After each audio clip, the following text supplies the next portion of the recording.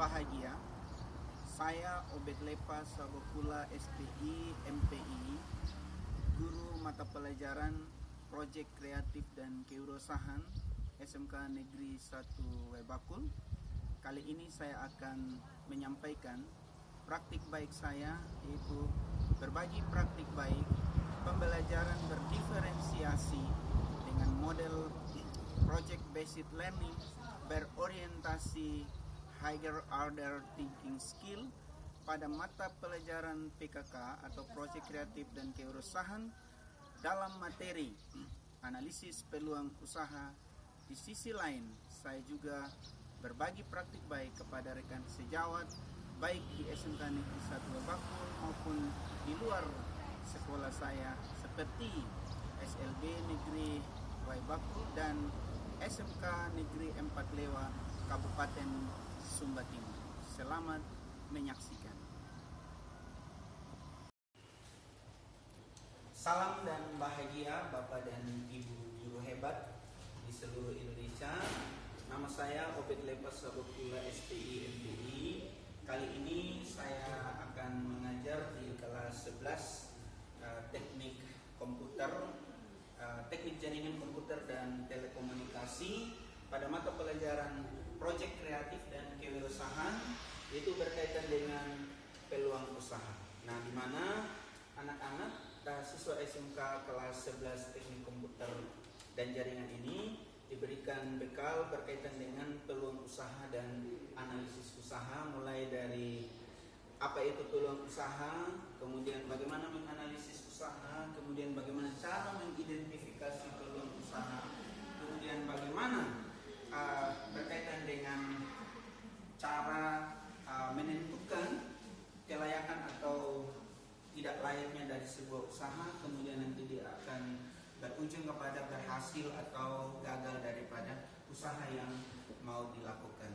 Selamat menikmati. Salam dan bahagia. Kita sudah mengenal yang namanya teknologi, jadi wajar kalau kita sudah menggunakan teknologi. Yang pertanyaan kedua tadi apa? Kelebihan dan kekurangan daripada media sosial. Kelebihan, kita bisa membuat konten, dan kita membuat konten kita juga bisa mendapatkan uang. Nah, sedangkan dari kekurangannya ini apa? Media sosial. Media sosial itu ya sebagai anak-anak ini yang masih di bawah umur sudah main game, tidak tahu atur waktu lah, lupa akan waktu bermain, dan juga untuk kumpul dengan keluarga itu tidak ada lagi. Misalnya dulu kita kumpul bersama untuk saling menatap, tapi kita kumpul bersama untuk mengetik lagi di handphone atau laptop, karena pada zaman sekarang ini kita sudah susah untuk bersama dengan keluarga. Nah, mendekatkan yang jauh, menjauhkan yang dekat, begitu ya. Nah, itu. Bagaimana Pak Domi, puas? Puas. Oke, baik. Baik, untuk kelompok 5 kita berikan aplaus yang sangat meriah. Silakan kelompok 4 untuk mempresentasikan hasil diskusi berkaitan dengan peluang dan analisis usaha. Silakan kelompok 4.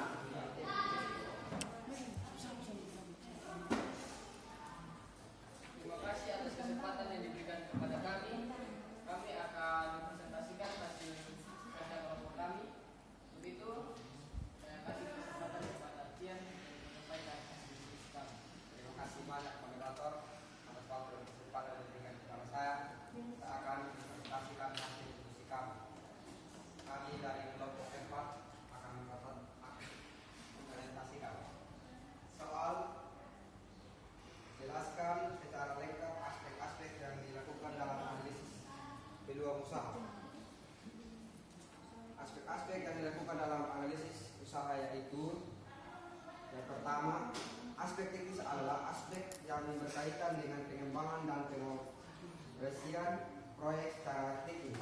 Aspek teknis juga dikenal sebagai aspek produk atau aspek operasi. Aspek teknis merupakan kelanjutan dari aspek pemasaran. Penilaian aspek teknis sangat penting dilakukan sebelum perusahaan dijalankan. Beberapa hal yang perlu diperhatikan dalam aspek teknis antara lain. Yang pertama itu penentuan lokasi usaha, yang kedua luas dan kapasitas produksi, yang ketiga tata letak, yang keempat penyusun peralatan pabrik, dan yang terakhir itu proses produksi termasuk pemilihan teknologi. Aspek ekonomi adalah aspek yang berkaitan dengan hal-hal ekonomi seperti minuman, dengan hal-hal ekonomi seperti kebutuhan hidup atau uang. Aspek ekonomi juga dapat diartikan sebagai aspek geografis sosial yang membahas hal-hal yang berkaitan dengan unsur-unsur berikut. Yang pertama itu pertanian, perkebunan, pertambangan, perikanan, industri, perdagangan, dan pasar. Aspek sosial adalah aspek yang membahas fenomena di kosmos yang berkaitan dengan manusia. Tujuan aspek sosial adalah untuk mengetahui pola hubungan manusia dilakukan politik, budaya, dan ekonomi. Yang nomor 2, saya akan membacakan soalnya. Langkah-langkah dalam melakukan peluang usaha. Pertama, tentukan peluang usaha. Kedua, antisipasi setiap ancaman dalam bisnis. Tiga, menentukan target pasar. Empat, hitung kebutuhan anggaran dana. Lima, rencanakan dan mulai proses promosi. Enam, coba minta kritik dan saran. Tujuh, lakukan evaluasi. Menggambarkan keunikan SMK. Ya, keunikan SMK. Ya, unik dari program ini yang ada. Kelima. Contoh kemarin kita di Karnaval harus kita tunjukkan keunikan kita sebenarnya. Karena itu adalah branding school. Kita bicara branding school sekarang di KSP, Bapak dan Ibu. Ya, kalau kita sudah bisa branding kita punya sekolah, nilai jual kita ada, pasti banyak siswa yang ada di sini. Ya, karena kita sudah bicara brand sekolah, sekarang branding sekolah. Nah, setelah itu baru bicara branding gurunya, habis itu baru branding kelasnya, habis itu baru branding siswanya, begitu Bapak dan Ibu. Ya, gitu. Jadi kita harus pertahankan kita punya nilai jual. Kalau kita punya nilai jual seperti itu, jangan kita mengeluh. Gitu ya Bapak dan Ibu. Karena ini penyusunan KSP ini sangat betul-betul terfokus kepada apa yang kita butuhkan begitu. Ya, tidak hanya mengambang saja kita buat, yang penting asal jadi kita plok, ambil dari mana-mana, taruh di sini, yang penting ada. Tapi nanti waktu pemeriksaan ya boleh direkonsiliasi apa rekodnya itu. Hanya minta ini, tapi kalau ketika nanti disinkronkan dengan program kerja kita, disinkronkan dengan KSP kita, tidak berdasarkan rapor pendidikan, ya kita akan mendapatkan kendala atau masalah dalam pertengahan jalan. Ya Bapak dan Ibu. Kemudian ini SMK berada di tahun ini untuk yang swasta ya. Menggambarkan program jaringan yang dibuka nasional. Ya ini saya pikir tidak perlu, yang penting ini saja. Kemudian ini karakteristik program jaringan. Menggambarkan konsentrasi di setiap program jaringan yang dibuka. Contoh kita tadi agrobisnis ternak, kemudian agrobisnis tanaman, AUP, agrobisnis usaha pertanian terpadu, dan TCKT, ya, TCKT, teknik komputer, jaringan dan telekomunikasi. Nah, ini tahapan dalam melakukan analisis. Yang pertama ada yang tahap awal ya Bapak dan Ibu. Tahap awal analisis kekuatan tadi, yang Pak Anton bilang ini aset basic thinking atau defisit basic thinking. Ya, defisit basic thinking itu perencanaan berbasis kekurangan atau problem basic thinking. Ya, perencanaan berbasis masalah terus saja kita. Keluhan terus saja. Tidak ada ini, tidak ada itu, tidak ada ini yang macam-macam. Tapi kita punya aset sebenarnya. Kita bisa melakukan perencanaan berbasis data dan aset perencanaan atau aset basic thinking. Ya, setiap aset yang ada itu terlalu luar biasa. Kita punya alat, kita punya alat yang luar biasa. Nah, memanfaatkan aset itu yang perlu manajemen lebih bagus sehingga ya tercatat, terdata, terdokumentasi dengan baik dan bisa termanfaatkan dengan baik dan bisa berdampak bagi seluruh warga sekolah begitu ya Bapak dan Ibu.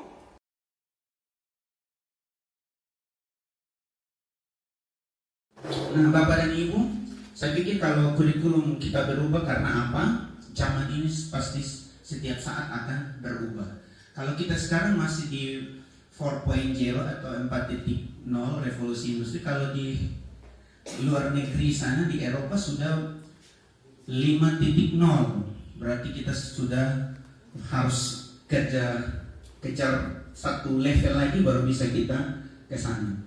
Nah, sehingga perubahan harus mengikuti zaman yang mencakup perubahan teknologi, sosial, dan lingkungan. Tentunya seperti itu. Kemudian Bapak dan Ibu, gelombang revolusi industri ini sangat cepat. Ya, seperti banyak pekerjaan yang hilang oleh karena digitalisasi. Bapak dan Ibu pasti kita akan sadar sekarang semuanya harus zaman digital, otomatisasi dan robotisasi. Jadi kalau kadang-kadang di pelayanan sekalipun di tempat umum bisa robot yang melayani sehingga mengurangi tenaga kerja. Makanya dibutuhkan yang namanya keterampilan khusus. Apalagi sekarang kita sudah masuk yang namanya pembelajaran abad 21. Berarti kita harus lebih mengarah kepada design thinking, atau pembelajaran yang higher order thinking.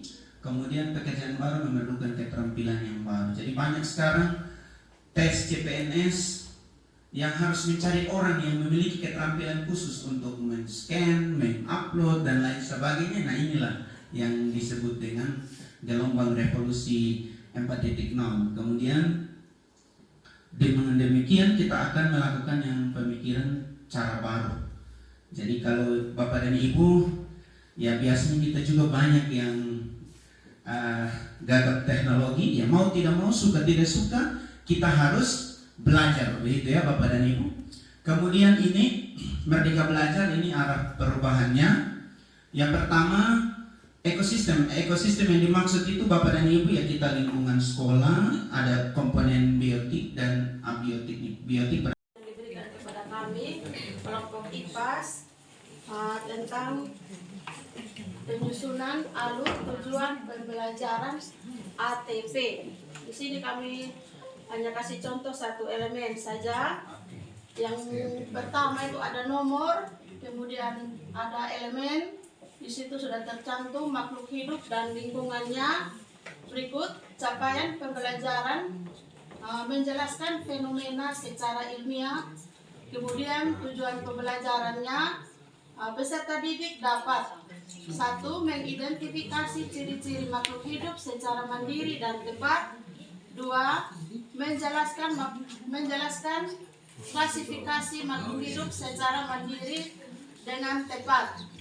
Kemudian pada lingkup materi, ciri-ciri makhluk hidup, kemudian ada alokasi waktunya, kemudian ada muatan nilai Pancasila.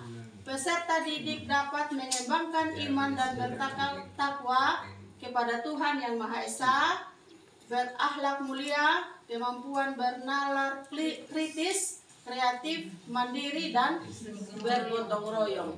Ini yang dibuat tadi. Tetapi ada satu model alur pembelajaran yang kami sudah sempat ini. Pada kolom yang berikut sini ada model pembelajaran dan jenis asesmen. Kemudian paling ujung sini itu ada daftar pustaka. Mohon kritik dan saran. Terima kasih. Ya, baik. Terima kasih atas presentasi yang sangat luar biasa. Bagaimana Bapak dan Ibu? Dari Bapak dan Ibu, apakah sudah pas atau masih perlu perbaikan? Ya, kalau saya begini Bapak dan Ibu, yes, apapun formatnya, yang penting nanti tetap di sini CP-nya ini kan itu CP yang berdasarkan dari pusat ya, harus ada di akhir fase. Kita fase apa? Nah, ini kan pasti fase E ya. Ini IPAS-nya pasti fase E. Di akhir fase E, siswa dapat menjelaskan fenomena secara ilmiah. Kemudian di sini alur tujuan, ini TP-nya nanti disertai dengan alur tujuan pembelajarannya. Nanti mau format ditambahkan juga pakai landscape, ya panjang tidak masalah. Tergantung nanti kebutuhannya Bapak dan Ibu sekalian. Kalau mau yang singkat, tapi di sini CP-nya harus ambil dari yang diturunkan oleh pemerintah. Apakah nanti mau persingkat boleh, tapi harus ada kata di akhir fase. Misalnya di akhir Pak. Baik, terima kasih atas kesempatan. Ya. Saya merasa paling tua, tapi saya ada yang lebih tua lagi.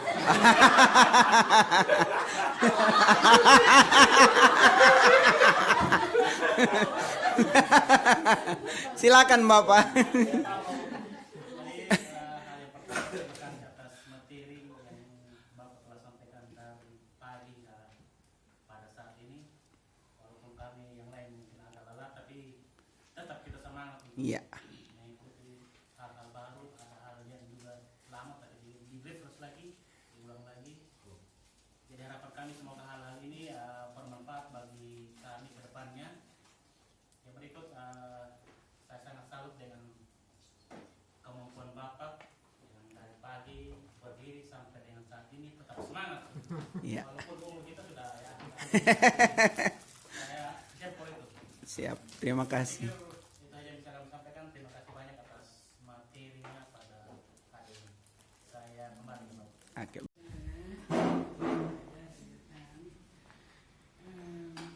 Saya bersyukur hari ini bisa mendapatkan banyak materi tentang kurikulum merdeka, mulai dari mengapa kurikulum merdeka itu ada, kemudian bagaimana menganalisis TT, jadi ATT, TP, lalu ATP, kemudian modul ajar, juga bagaimana melakukan asesmen awal, asesmen formatif, kemudian asesmen sumatif, lalu ada bentuk-bentuk penilaian, bisa dilakukan penilaian tertulis, penilaian unjuk kerja, dan juga saya mendapatkan pembelajaran tentang pengembangan profil pelajaran proyek P5.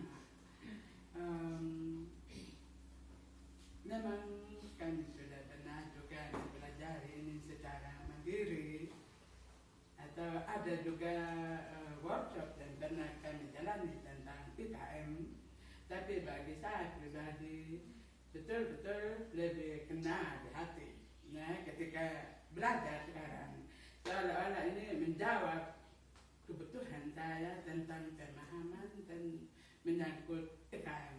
Iya. Jadi ada banyak hal baru yang bisa saya tambahkan dalam pemahaman saya yang sudah ada tentang IKM. Saya berterima kasih sekali kepada Bapak narasumber. Terima yang sudah kasih. berkenan menjajali kami dengan begitu banyak ilmu hanya dalam waktu yang singkat. Kalau di tempat lain mungkin ini butuh waktu beberapa hari untuk menyelesaikan begini banyak materi. Tapi kami bersyukur bisa mendapatkan banyak materi dalam waktu yang terbatas. Sekali lagi terima kasih. Sama-sama.